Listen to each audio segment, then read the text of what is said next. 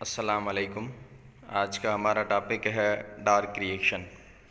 Dark reaction को दूसरा नाम जो दिया जाता है वो केल्विन साइकिल भी दिया जाता है, केल्विन मेल्विन साइकिल। ये डार्क रिएक्शन का जो प्रोसेस था, सबसे पहले केल्विन मेल्विन साइंसदान नाम था और उसके साथी कैलिफोर्निया यूनिवर्सिटी में मिलके उन्होंने ये डार्क रिएक्शन का पाथवे जो प्रोसेस है फोटोसिंथेसिस का वो डिस्कवर किया था। उसकी वजह से केल्विन को नोबेल प्राइज़ दिया गया था 1961 में, because he work on the detail of photosynthesis. Dark reaction की जो प्रोसेस है फोटोसिंथेसिस का, उसमें इसने स्टडी की थी डिटेल, और उसकी वजह से इसको 1961 में नोबेल प्राइज़ दिया गया था। डार्क रिएक्शन में 3 प्रोसेस होते हैं। एक होता है फिक्सेशन, यानी मॉलिक्यूल्स फिक्स होते हैं। उसके बाद रिडक्शन, यानी फिर जो मॉलिक्यूल्स हैं वो रिड्यूस होते हैं। और थर्ड वन प्रोसेस है रीजनरेट या रीजनरेशन, यानी फिर यूटिलाइज होके दोबारा ओरिजिनल फॉर्म में वही मॉलिक्यूल रीजनरेट होते हैं।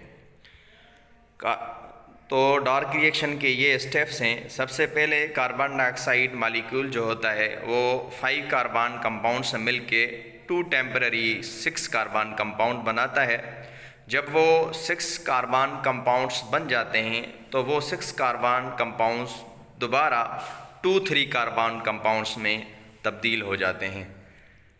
उसके बाद जब ये 3 कार्बन कंपाउंड्स बन जाते हैं तो ये 3 कार्बन कंपाउंड्स कार्बोहाइड्रेट्स में तब्दील होते हैं। एटीपी और एनएडीपीएच को यूज़ करते हैं। तो ये 3 कार्बन कार्बोहाइड्रेट्स एटीपी और एनएडीपीएच को इस्तेमाल करके उसमें से हाइड्रोजन रिड्यूस करके ग्लूकोज प्रोड्यूस करते हैं। यानी एनएडीपीएच में जो है हाइड्रोजन वो रिड्यूस हो जाती है, फिर वो तब्दील हो जाता है एनएडीपी में। यानी 3 कार्बन कंपाउंड्स 3 कार्बोहाइड्रेट्स ये एटीपी और एनएडीपीएच को इस्तेमाल करके क्या बनाते हैं, ग्लूकोज बनाते हैं।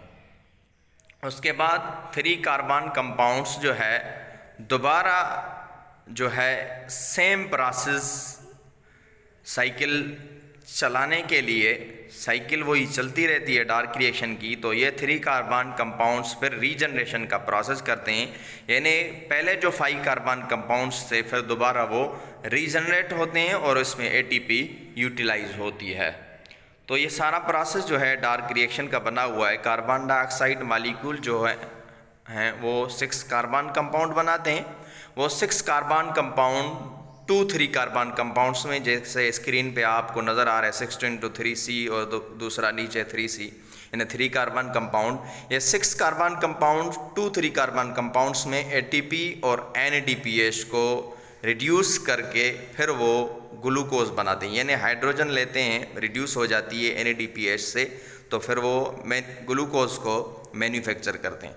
जब ग्लूकोज बन जाता है तो ये 3 कार्बन कंपाउंड्स फिर दोबारा रीजनरेट करते हैं ओरिजिनल 5 कार्बन कंपाउंड्स को। तो ये सारी साइकिल चलती रहती है। साइकिल का मतलब यही होता है कि जिस जगह से, जिस पॉइंट से कोई रिएक्शन शुरू हो तो फिर दोबारा उसी पे एंड हो, फिर वो चलता रहे। ऐसे जैसे प्रोसेस चलता रहता है तो साइकिल का मतलब ये है।